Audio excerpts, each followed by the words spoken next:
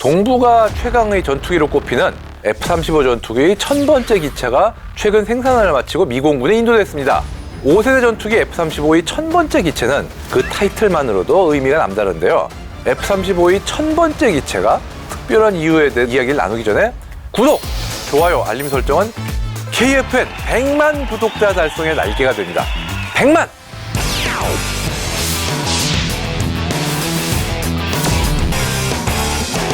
천 번째 F-35는 미공군, 정확히는 주방위 공군에 납품이 됐죠. 이 소리는 다시 말해서 1000번째 기체가 F-35A라는 뜻입니다. 4세대 전투기까지만 해도 1000대 이상 생산된 기체가 그다지 드물지 않았는데요. 대표적으로는 미공군의 F-15, F-16, 대 미해군의 F-A-18 다 1000대 넘게 만들었습니다. 하지만 4.5세대부터는 1000대를 달성할 기종이 없다고 봐도 과언이 아니었죠. 실제로 살펴보면은 1990년대 이후 새로 개발된 서방 측 기종인 유로파이터와 라팔, 슈퍼호넷, 그리펜이 모두 300대에서 630대? 이 정도의 생산량을 넘지 못했고요. 러시아의 수호의 30도 저렴한 편이다 보니까 막 엄청나게 많이 팔렸을 것 같은 그런 이미지인데 실제로는 630대 정도 만든 데 그쳤습니다. 이런 현상은 5세대 전투기로 가면서 더욱 뚜렷하게 나타나는데요. 그나마 중국의 J-20만이 현재까지 300대 정도 생산된 걸로 알려져 있고 러시아의 Su-57은 시제품까지 다 끌어와야 겨우 이제까지 32대 생산된 수준이죠. 그런데 그런 와중에 4.5세대는 아니고 5세대 전투기 F-35가 무려 생산 물량 1000대를 넘기는 기록을 세운 거죠. 현 시점 기준으로 F-35 계열 전투기는 전 세계에서 가장 많이 생산 중인 전투기인 동시에 당분간 세계에서 가장 많이 생산될 기종으로 점쳐지고 있습니다. 그렇다면 F-35가 역대 가장 많이 생산된 기체의 생산량을 능가할 수도 있을까요? 일단 결론부터 말하자면 매우 어려울 것 같습니다. 초음속 전투기 생산량 부문에서 부동의 1위를 차지한 전투기는 소련의 미그-21인데 무려 11,496대가량이란 어마어마한 기록을 보유하고 있고 아마 아주 오랫동안 돌파 힘듭니다. 2등과의 격차도 커요. 2등은 팬텀인데 그 생산량이 5,195대 정도고요. 그 뒤를 이어 F-16이 3위의 자리에 이름을 올렸습니다. 미그-21과 팬텀 이 두 기종은 단종된 지 아주 오래됐는데 F-16은 그래도 아직 생산 중이긴 합니다. 현재 약 4,604대가 생산됐다고 하는데 앞으로 운이 좋으면 한 200대 정도는 더 추가되지 않을까 싶은 그렇게 해도 팬텀의 2위조차 깨지 힘들죠. 그리고 오늘의 주인공이 F-35가 그 다음이 4위를 기록하고 있습니다. 현재까지의 생산량 그리고 앞으로 거의 확정된 물량까지 합산하면 총 3,100대 정도가 될 것으로 추산되는데요. 비록 1위를 차지한 미그-21은 물론이고 팬텀한테도 이건 택도 없고 F-16도 과연 넘을 수 있을까? 이런 상황이긴 하지만 F-35는 앞으로도 2,000대 이상 더 생산될 예정이죠. 지금 3,000대를 만드는 예정이니까. 그렇기 때문에 적어도 현재 생산 중인 초음속 전투기 중에서는 부동의 1위를 거머쥐지 않을까. 이건 분명해 보입니다. 용도에 따라 F-35를 세 가지 기종으로 분류할 수 있다고 하는데 어떤 게 있나요? 먼저 가장 매스컴을 많이 탄 기종이라고 해서 F-35B를 살펴보겠습니다. F-35B는 경항모나 상륙지원함 등의 항모 내지는 항모형 함정에서 운용하기 위해서 짧은 거리만 활주에 이륙하고 정말 연료나 무기를 적게 탑재할 때 수직 이륙도 돼요. 그리고 착륙은 그냥 수직으로 하게 이렇게 설계됐습니다.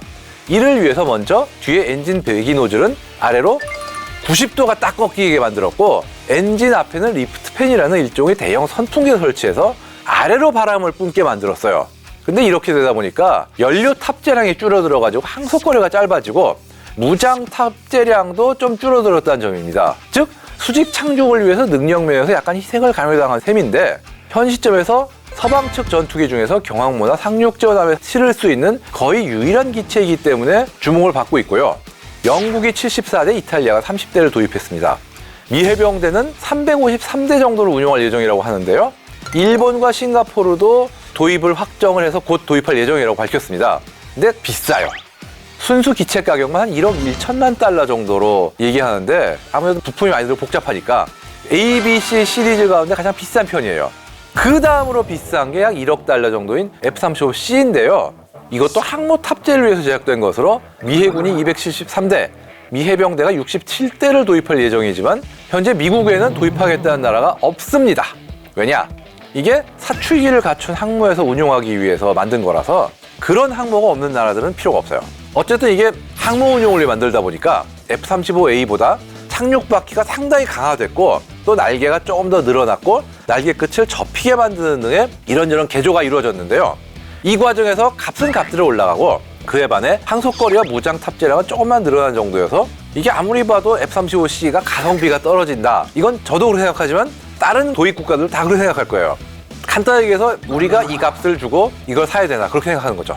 그리고 마지막은 기본이지만 기본이라고 해서 절대 무시할 수 없는 능력을 가진 F-35A. 공군용 F-35A는 일종의 바닐라 아이스크림 같은 가장 베이직한 기체지만 숫자도 가장 많습니다. 사실 베이직이라고 표현을 해도 F-35B와 C가 갖고 있는 레이더라든가 이런 센서류 전자장비 다 똑같고 무장 탑재량도 8.16톤 정도라 B보다 훨씬 많고 C보다 조금 작은 정도에 불과하기 때문에 정말 능력은 좋은 거죠. 그리고 값도 꽤 경제적이에요. F-35A의 순수기체 가격이 약 8,300만 달러 정도인데 이게 라팔이나 유로파이터와 비교해도 딱히 비싸지가 않거든요. 거기에 항속거리도 상당히 긴 편입니다. 때문에 우스갯소리로 F-35A는 못 사는 나라 있어 안 사는 나라는 없다는 이야기까지 나올 정도입니다. 실제로 F-35 도입이 확정된 나라는 18개국이고 도입 가능성이 매우 높은 나라도 3개국 정도 되기 때문에 향후 총 21개국에서 F-35를 운용하게 될 전망입니다. F-35의 이런 인기몰이 배경에는 결국 규모의 경제로 달성한 가성비의 영향이 크다고 보는데요. 이게 사실 F-35가 원래 예상했던 비용에 비해서는 굉장히 예산이 엄청 초과된 기체지만 그럼에도 불구하고 성능 자체도 5세대 전투기로 우수하지만 워낙 많은 양이 생산되기 때문에 예산 초과에도 불구하고 성능에 비해서는 나쁘지 않은 수준의 가격이 형성된 거죠. 우리나라도 39대의 F-35A를 운용 중이고요. 곧 20대를 추가 도입할 예정인데요. 사실 F-35A가 없어도 북한 공군을 상대로는 확실한 우위를 점하고 있어 왔습니다만 F-35A를 통해 북한의 조이한 방공망을 효과적으로 대응할 수 있게 되고 또 고도화되는 주변국 공군력에도 대항할 수단이 되기 때문에 우리도 물량을 더 늘리려고 하는 거죠. 재작년에는 우리 군의 F-35A가 미국 F-16 전투기와 합동 돌격 대응을 이루면서 북한의 지상 발사 시설을 공격하는 모의 훈련을 진행했었는데 이때 당시 북한은 우리의 대규모 공중훈련에 굉장히 예민하게 반응했거든요. 북한이 보유한 그냥 모든 전투기를 무력화할 수 있는 데다가 지상 방공망에도 상당한 타격을 줄 수 있는 F-35A의 추가 도입은 북한에게는 상당한 압박이 될 거고요. 추후 만에 하나 레드라인을 넘어서는 북한의 도발이 있을 때도 F-35가 필두가 되어 대응 수위를 높일 수 있을 것으로 예상됩니다.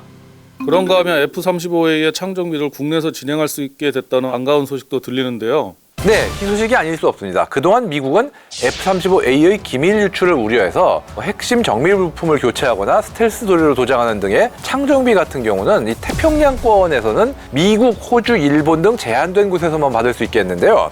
우리 공군이 F-35A를 도입한 2019년도만 해도 창정비를 해야 하는 상황이 발생하면 아마 호주에서 받게 되지 않을까 이렇게 예상들을 했죠. 다만 이렇게 되면 우리 군의 작전 정보가 해외에 노출될 수도 있다 이런 우려가 컸습니다. 그런데 다행히 이번에 F-35A 20대를 추가 구매하는 2차 계약 협상 과정에서 방사청이 미국과 창정비 조건을 합의했고 그 결과 국내에서도 창정비를 할 수 있게 된 거죠. 이렇게 되면 장기간의 해외 정비창 입고가 필요하지 않으니 항공기 전력 공백을 줄여서 운용 유지 비용을 절감할 수 있고요. 또 우리 군의 작전 정보가 외부로 새어나가는 것도 방지할 수 있게 되니까 뻥 먹고 알 먹고 이렇게 얘기할 수 있는 겁니다. F-35A의 창정비 시설은 공군 청주기지에 설치될 예정으로 내년부터 공군 정비사 30여 명이 순차적으로 미국에 파견되어 전문 교육을 받을 계획이라고 하고요. 본격적인 F-35A의 창정비는 2027년부터 시작될 것으로 내다보고 있습니다. 모쪼록 우리 영공을 날아오르게 된 59대의 F-35A가 막강한 전력을 토대로 영공 방위의 모범이 되길 기대하겠습니다.